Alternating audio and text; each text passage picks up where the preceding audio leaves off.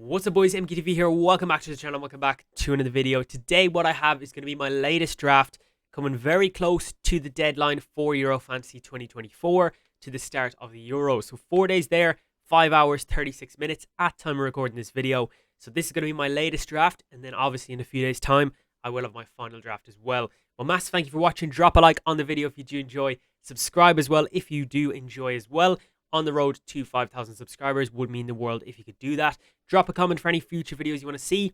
And also, boys, do go ahead and join the MKTV YouTube League for Euro Fantasy. Pop the code in or down in the description down below is where you'll find the auto join link. But without further ado, let's hop straight into my team. Let me know what you think of it down below. Smash thumbs up, subscribe, and let's get straight into things. So let's get stuck into the team. Let me know what you think down below. And we are going to be starting with our goalkeepers. So the two goalkeepers I've gone ahead and chosen is going to be, first up, is going to be Andrei Lunin of Ukraine. So the reason I've gone for him, he's 4.5 million, decent option in net.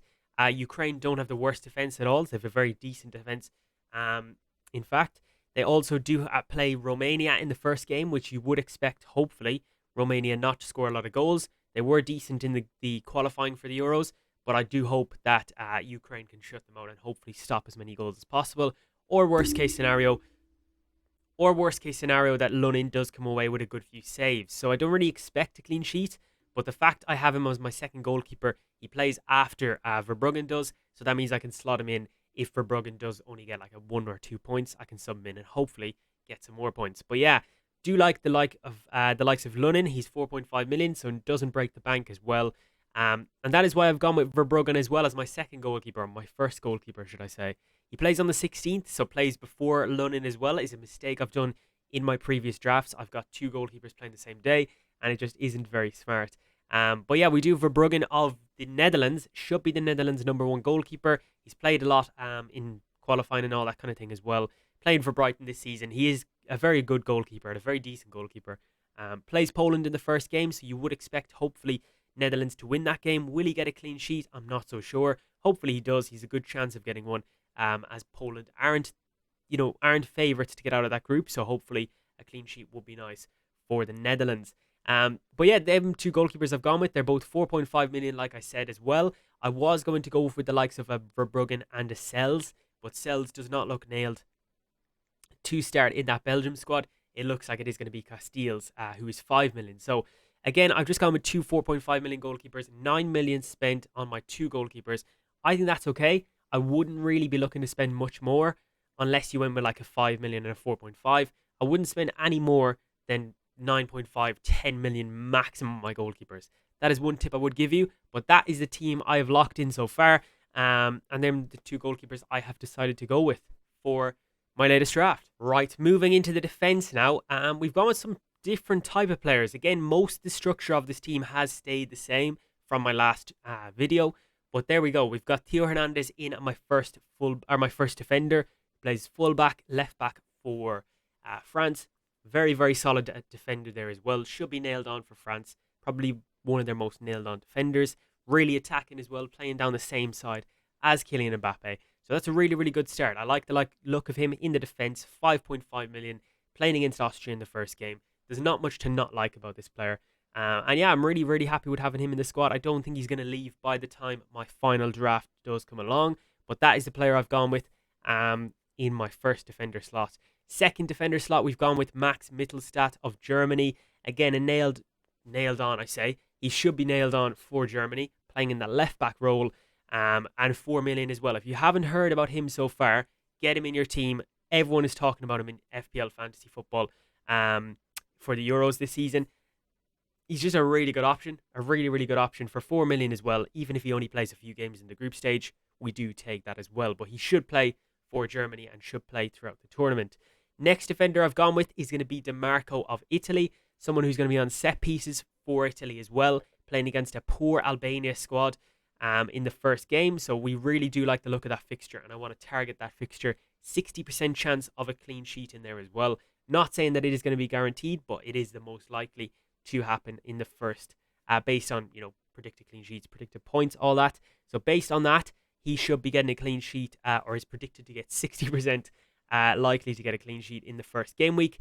And moving on then as well, he's just a really good fullback. 5 million as well. I think he could be very underpriced. Really like him in the Italian defence and Italy's defence in general. They don't score a lot, Italy, but they don't concede a lot as well. And that's one thing I do like about their defence. And finally, my second last defender we've gone with is a new one actually.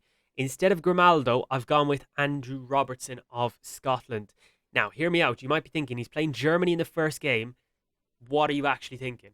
But honestly, I think he could be a very good option. He's 5.5 million. We obviously have seen him in the Premier League for Liverpool year after year, getting a load of clean sheets, getting a load of assists, comes up with the odd goal. He's Scotland. He should be on most set pieces for Scotland, apart from penalties, I would say. So he should be on corners, free kicks for Scotland as well. And he's just a very well-rounded left back and very attacking left back for Scotland. I think he could really come away with some nice attacking returns. If that game does, the Germany-Scotland game could easily finish 0-0, or, they don't have the worst group, Scotland. They really don't. There's some decent teams in there, but ones that they could beat on their day. So I actually do like the look of Andrew Robertson. I think he could be a very decent pick. He's someone I've gone with mainly for the set pieces and that attacking return, instead of Grimaldo, who I just don't know is nailed on. With Cucurella, he probably is going to play, but I've gone with Andrew Robertson just to guarantee a player who is going to play every single minute for Scotland, and just will be a very good option in my opinion. I think he's someone you should at least consider. But yeah, I like the look of Robertson in this Scotland side, and he's a bit of a differential as well, which is one thing I kind of am going for in the group stages. A lot of teams, or a lot of managers in Euro Fantasy, kind of go with the template in the group stages, and it doesn't always work out. You stay with the pack, and then after that, you can't gain the edge. Whereas I think the quickest possible way to get up the ranks and stuff in these kind of fantasy tournaments and things is going to be go with a few differentials that could work out in the group stages, and then after that, all the players are kind of similar once you get to the semi-finals, all that. So honestly, I think you should take a few chances here as well. Get a player or two that are differential and hopefully do come away with some extra points for you. So that's why I've gone with Robertson. It may pay off, it may not. We will see in time. And the last player I've gone with is João Cancelo of Portugal, a player who I've talked highly about as well. He should genuinely be nailed on for Portugal. Plays really attacking as well for them, and he's just a very creative player, a very nice player to watch, and a very, very good player for Portugal. So the less said about him, the better. He's 6 million, I believe, so he's a bit expensive, but I think he could be worth the value, especially some of them fixtures for Portugal. I really do like the look of them. So that is the defence all in all. I really do like the look of how this defence is looking at time of recording this video. Will it change before the deadline? More than likely one or two players will, but let's move on to the midfield. Okay, midfield time. We're going to move on to the bench first though. We're going to start on the bench, and we're going to start with a player who plays for Turkey, and it is Çalhanoğlu of Turkey. So a very decent player for Turkey, probably one of their main players. He's going to be on penalties, free kicks, more than likely corners as well. So he's on every single set piece for Turkey. Comes in at 6.5 million, which isn't bad value as well at all. Plays Georgia in the first game. Some nice favourable fixtures for them in their group. I really like the look of Çalhanoğlu. He's playing a little bit more defensive in the friendlies leading up to this game, which does kind of think, is he worth it? Is he not? But again, he always does pop up with a goal. 18 goals this season for Inter Milan. He should genuinely be a very, very good player for Turkey. And if Turkey do decide, or Turkey do go ahead and go into the next round of those stages, after the group stages, he could be a massive part of anything good Turkey do. So I like the look of Çalhanoğlu. He's cheap and he's on set pieces. I said, why not? Next, I've gone with a player, Bruno Fernandes. He hasn't left any of my drafts. He will more than likely be in my last draft as well. Just a very good player. Seems to always do very well for Portugal.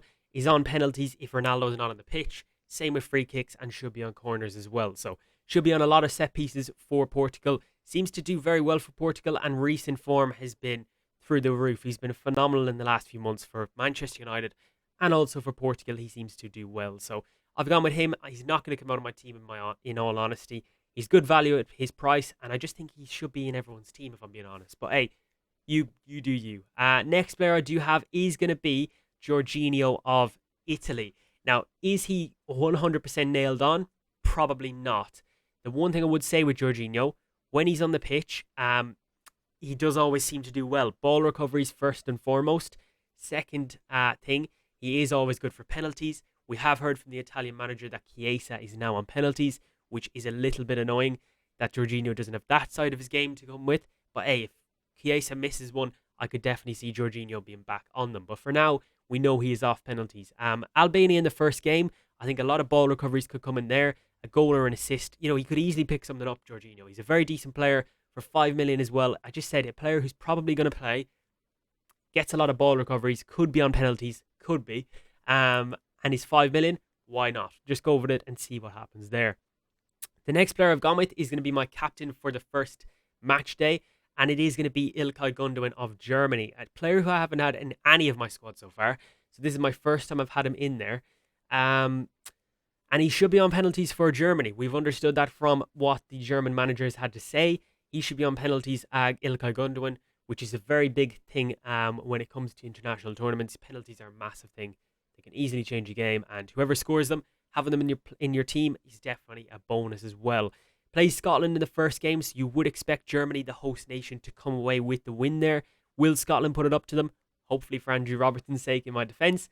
But no, I've gone with İlkay Gündoğan. He's 7 million, a bit cheaper than Wirtz, and Wirtz doesn't have them penalties to his game as well. So if İlkay Gündoğan plays in the number 10 role, he could be a massive part of what Germany do well, and I could see him coming away with some nice attacking returns throughout the competition. Next player I've gone with is going to be on form. I think his name is Madjer. I do apologise if I say that wrong, but he plays for Croatia. He is the winger for Croatia, number 7 for them. And he's actually scored a load of goals recently. He's done very, very well for Croatia. Seems to be nailed on at 6.5 million. It was between him and Szoboszlai, but he was a little bit cheaper, so I decided I'd go with Madjer. Just for something different. I want a differential player. Yes, he mightn't do the best against Spain, but he could definitely do it in the other games that Croatia have in the group stages. And I just like the look of a differential. If he does terrible, we just bring on Bruno. When Bruno plays, you know, obviously Bruno's going to more than likely come on the pitch. But I just said I'd try someone different. Madjer, will see how he goes. Will he be in my final squad? I'm not so sure, but definitely someone worth considering. And honestly, I do like the look of him. He could do very well for Croatia in this tournament. So someone different. Let's move on to the final 3 attackers. Let me know what you think of the midfield. And yeah, let's move on to the forwards. So yes, we have seen a lot of different forward lines from me throughout my draft. Dovbyk was in my last one of Ukraine. And I just have gone with Lukaku because I don't actually think Ukraine are as strong in, they're creating an attacking point of view. I just don't think they're as strong as the likes of a Belgium. And I just want to pay that extra 1.5 million to get the likes of a Romelu Lukaku, who's more than likely on penalties for Belgium. He's their number 9. He's just going to bag an absolute ton of goals like he always does for Belgium. And against Slovakia, I do back him to even score 1 or 2 as well. We've seen it in international friendlies leading up to the Euros. He's always scored some goals. So I've gone with Lukaku in as my first forward. Second forward, I've gone with someone who hasn't actually left my drafts, I don't believe, Harry Kane. So against Serbia, England's best player, England's penalty taker, could be on freeze for England. I'm not so sure. Trent Alexander-Arnold could be as well. But I've gone with Harry Kane of England. Just really like the look of him. He's just a very good striker, very good link-up play. As I said, England's best player. If you go without Harry Kane, you're putting yourself at a disadvantage, in my opinion. I just think he's a very good forward. He's going to score goals, let's be very honest. And he's just probably the most nailed on in that England squad as well. So I've gone with him as my second forward. And finally, my third forward is going to be Kylian Mbappe of France. Probably the one player you just have to have in your squad in Euro Fantasy 2024. He's going to be playing on the wing more than likely for France. Going to score an absolute bag load of goals, I can already tell that. If France do well in this competition and go far, he's going to score even more goals, more assists. Should be on penalties for France, possibly free kicks as well. He's just an absolute steal. 11 million I know is a little bit expensive, but he's going to go up in price throughout the tournament. It's just Kylian Mbappe. You can't not have the best player in the world in your squad. So that is my full squad there as well, boys. One thing I will say, I was thinking of getting maybe Trent Alexander-Arnold, just not so sure on his guaranteed game time in that as well. So I could go, instead of Robertson, go with Trent, but I just think Robertson is a little bit more nailed on for the time being anyways.